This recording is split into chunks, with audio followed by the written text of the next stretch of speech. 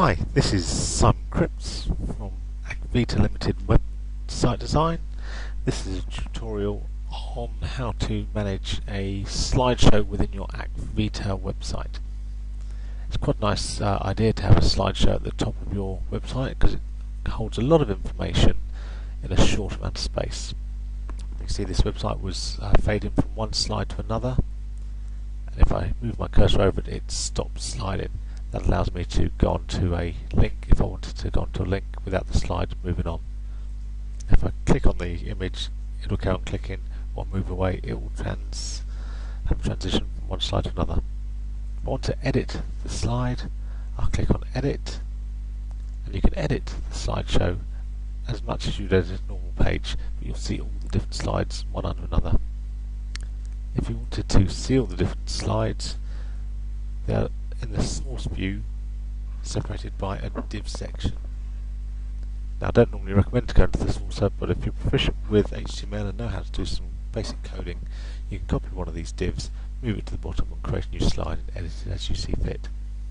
As well as divs, you could separate out each of the different slides by a paragraph section.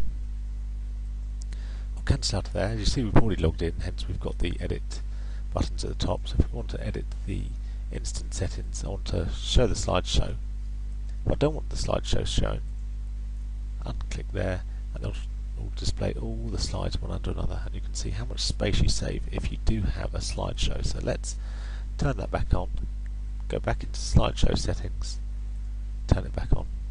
There are different ways to fade from one slide to another.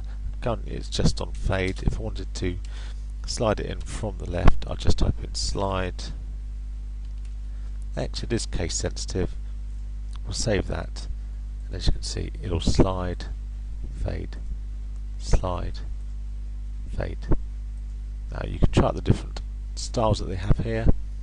Looking on the question mark, it will show you all the different ways that you can slide from one slide to another. I generally prefer just to have it as a fade going across, but if you did have loads, you could change the different order that they were by selecting it to be random or not. You can also select whether or not you want the slideshow to pause if you hover over the top of it.